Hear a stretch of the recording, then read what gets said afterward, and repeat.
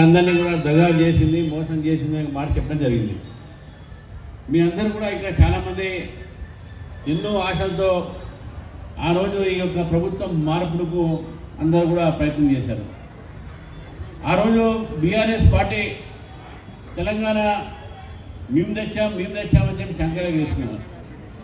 కానీ తెలంగాణ తెచ్చింది, ఇచ్చింది ఇటు కాంగ్రెస్ పార్టీ కాదు, ఇటు బీఆర్ఎస్ పార్టీ కాదు. వీళ్ళిద్దరు కూడా మర్చిపోతున్నారు. ఆ రోజు పార్లమెంట్లో సుష్మా స్వరాజ్ గారు లేకపోతే తెలంగాణ రాకపోయేది. కానీ ఈయన మా సోనియమ్మ ఇచ్చిందని ఈయన అంటాడు, మా కేసీఆర్ తెచ్చిందని ఆయన అంటాడు. ఇద్దరు కలిసి కూడా తెలంగాణకు అన్యాయం చేస్తున్నారు. అధికారం తెలంగాణ ప్రజలు వాళ్ళిద్దరికి ఇచ్చారు. వాళ్ళిద్దరు కూడా మనం చూసినాము. నేను ఒకటే మాట ప్రజలను, తెలంగాణ ప్రజలను కోరుతున్నారు. మీరు తెలంగాణలో బీఆర్ఎస్కి ఒక అవకాశం ఇచ్చారు, కాంగ్రెస్కి అవకాశం ఇచ్చారు. కాంగ్రెస్ ఒక ఏడాది మాత్రమే చూశారు, మనకు చుక్కలు చూపెడుతున్నారు. కాబట్టి రాబోయే రోజుల్లో ఎప్పుడు ఏ ఎన్నికలు జరిగినా, అది జిహెచ్ఎంసీ ఎన్నికలు జరిగినా, గ్రామాల్లో లోకల్ బాడీ ఎలక్షన్ జరిగినా, రేపు మళ్ళీ అసెంబ్లీ ఎలక్షన్ జరిగినా ఈసారి భారతీయ జనతా పార్టీని మనం గెలిపించాల్సిన అవసరం ఉన్నదని చెప్పేసి కూడా మేము అందరం కోరుతామని మిత్రులారా. చాలా అంశాలు నేను దాని జోలు మిత్రులు చెప్పారు. బంగారం ఇచ్చిరా, స్కూటీలు ఇచ్చిరా, అది ఇచ్చిరా, అది ఇచ్చిరా చెప్పేది చెప్పాను నేను అవన్నీ. కానీ కాంగ్రెస్ పార్టీని ఒకటే అడుగుతా ఉన్నాను, మీరు ఈ యొక్క రాష్ట్రంలో ప్రభుత్వం ఏ విధంగా మీరు ఏర్పాటు చేశారు? బీఆర్ఎస్ పార్టీ రాష్ట్రాన్ని అప్పుల్లో దోసిందని చెప్పారు. రాష్ట్రాన్ని అప్పుల్లో దోసే వాళ్ళు మీరేం చేస్తున్నారో ఒక మాట చెప్తున్నారు. ఈరోజు ఈ రాష్ట్రంలో ఏదైనా అభివృద్ధి జరిగిందంటే, హైవేలు వచ్చినాయంటే, ఎయిర్పోర్ట్ వరంగల్ రాబోతుందంటే 10 లక్షల కోట్ల రూపాయలతో అభివృద్ధి కోసము మోదీ గారు ఈ తెలంగాణకి ఇచ్చారు. కానీ మీరు ఏం తెచ్చారని చెప్తా ఉన్నాను. మీరు అప్పులు తీసుకువచ్చారు. మీ పథకాలు నడపడానికి మీ దగ్గర నిధులు లేవు, మీరే ఒప్పుకుంటున్నారు. మళ్ళీ ప్రజలకు ఎందుకు వాగ్దానం చేస్తున్నారని చెప్పి కాంగ్రెస్ పార్టీని అడుగుతున్నాను. మిత్రులారా, ఈ యొక్క సంవత్సరంలో కాంగ్రెస్ పార్టీ ఈ యొక్క రాష్ట్రానికి ఏమి ఒరిగించిందో ఒక్కసారి మాట్లాడండి, చూద్దాం మనం. ఈ కాంగ్రెస్ పార్టీ వచ్చిన తర్వాత ప్రజలు భయంతో ఉన్నారు. ఎప్పుడు మా ఇంటి కూలగొడతారని చెప్పేసి తార్నాకలో ఉన్నటువంటి ఒక అదో చెరువు ఉండే పేరు, పక్కన చెరువు ఏముంది, ఎర్రగుంట చెరువు. అక్కడ పక్కన ఉన్న ఇళ్ళందరూ కూడా రోజు రాత్రి భయపడుకుంటూ పడుకుంటారు. ఎప్పుడు మున్సిపాలిటీ వాళ్ళు వస్తారో, ఎప్పుడు హైదరాబాద్ వస్తారో, ఎప్పుడు గడ్డపార పెడతారో అని చెప్పేసి మూసి పక్కన ఉన్నటువంటి ఒక ప్రజలకు మీ అందరినీ కూడా ఇల్లు ఇస్తామని చెప్తున్నారు. మీరు తప్పకుండా ఇక్కడికి పోవాల్సిందే అవసరం లేదు, మీరు ఇక్కడ మీ మూసిని ప్రక్షాళన చేస్తుందని చెప్పారు. ఈరోజు ఇదే రాష్ట్రంలో ప్రధానమంత్రి ఆవాస్ యోజన కింద లక్షల డబుల్ బెడ్రూమ్లు కట్టిన ఉన్నాయి. ఇంతవరకు ప్రజలు కూడా అలవాటు చేయలేదు. ఇక్కడ కూడా సికింద్రాబాద్ మనం చూసినాము, డబుల్ బెడ్రూమ్ కట్టారు, కానీ ఎవరికైనా ఇవ్వలేదు. నాకు తెలియదు మీ అందరికీ ఇక్కడ కాంగ్రెస్ పార్టీ వచ్చినా, బీఆర్ఎస్ పార్టీ గతంలో ఉన్నా ఎంతమందికి డబుల్ బెడ్రూమ్ వచ్చి ఒక్కసారి చేయలేపండి. వచ్చినాయా? రాలేదు. ఈ రెండు పార్టీలు కూడా ప్రజల్ని మోసం చేయడం మాత్రమే వారు లక్ష్యంగా పెట్టుకున్నారు. మిత్రులారా, మీ వ్యక్తుల జోలికి పోదలుచుకోలేదు. కానీ కాంగ్రెస్ పార్టీ వాళ్ళు ప్రజల్ని మోసం చేసేటటువంటి అలవాటు వాళ్ళకు. కాంగ్రెస్ పార్టీ ఈరోజు ప్రజల ఒక పరిపాలన కోసం కాదు, అవినీతి కోసం వాళ్ళు అధికారులు వస్తారని చెప్పేసి కూడా తెలియజేస్తున్నారు. మిత్రులారా, ఈరోజు మీరు అనేక పథకాలు తీసుకొచ్చారు. రైతులు మాత్రం ఈరోజు ఏడుస్తూ ఉన్నారు. 500 రూపాయలు బోనస్ అన్నారు, ఇంతవరకు బోనస్ ఇవ్వలేదు. ఈరోజు పెన్షన్లు రావట్లేదు, వృద్ధాప్య పెన్షన్ రావట్లేదు. యువతకు మీరు నిరుద్యోగ భత్తా ఇస్తున్నారు. ఆ రోజు బీఆర్ఎస్ పార్టీ 3000 రూపాయలు పైగా ఇస్తా అని చెప్పింది. ఈ పార్టీ 4000 రూపాయలు ఇస్తున్నారు. ఏ యువతకు కూడా ఈరోజు నిరుద్యోగ భత్తా దొరకట్లేదు. ఉద్యోగాలని చెప్పారు, మీరు పెట్టింది ఏం లేదు. ఇది పెండింగ్ ఉన్నటువంటి ఉద్యోగాలే.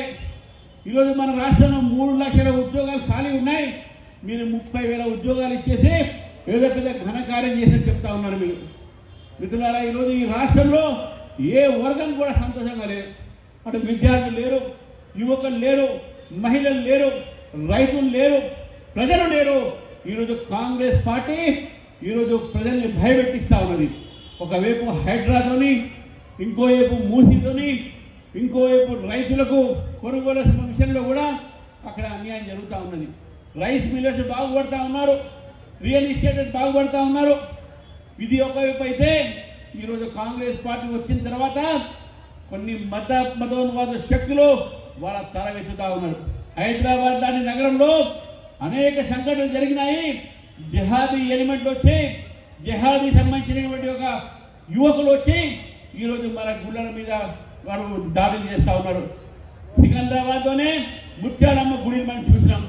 ఆ ముత్యాలమ్మ గుడికి ఇక్కడ సికింద్రాబాద్లో ప్రజలు దాన్ని మనం ఖండిస్తే ఆ ఒక సికింద్రాబాద్లో ఉన్నటువంటి బీజేపీ నాయకుల మీద, సికింద్రాబాద్లో ఉన్నటువంటి హిందువుల మీద కేసులు పెట్టి జైలుకు పంపించినటువంటి ఘనత ఈ ప్రభుత్వాన్ని.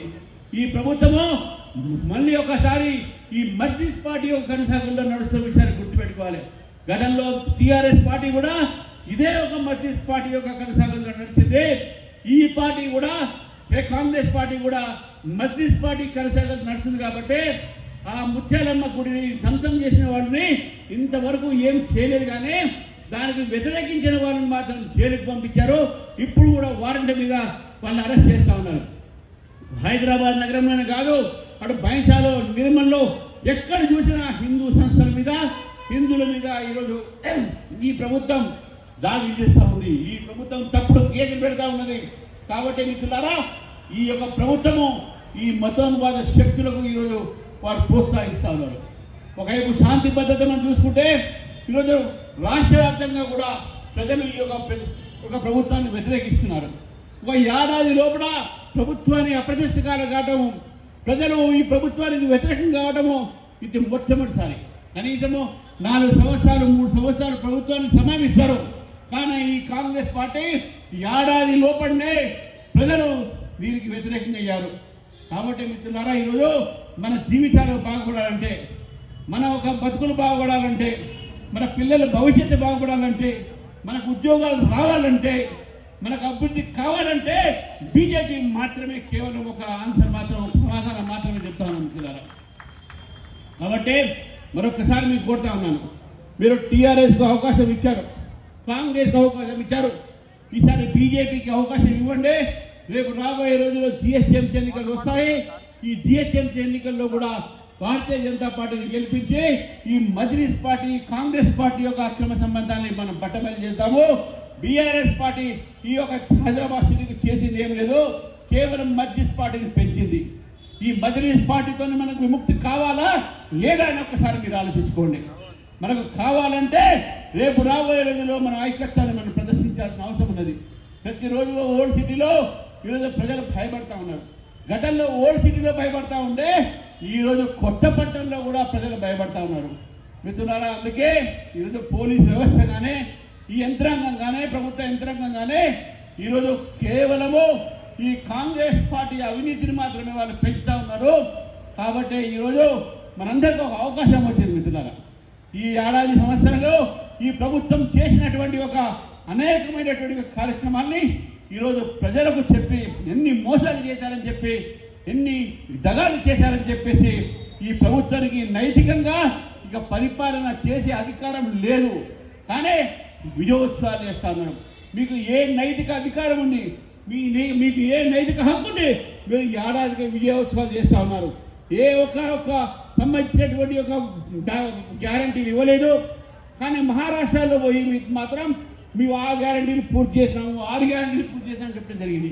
అబద్ధాలు ఆడేటటువంటి కాంగ్రెస్ పార్టీకు రాబోయే రోజులు అందరం కూడా కలిసి బుద్ధి చెప్తామని చెప్పి తెలియజేస్తూ, ఇంత మంచి కార్యక్రమాన్ని నిర్వహించినందుకు సికింద్రాబాద్ భారతీయ జనతా పార్టీ నాయకులందరూ కూడా ధన్యవాదాలు చెప్తూ, నాకు ఈ అవకాశం ఇచ్చినందుకు ధన్యవాదాలు. భారత్ మాతాకి జై, జై తెలంగాణ.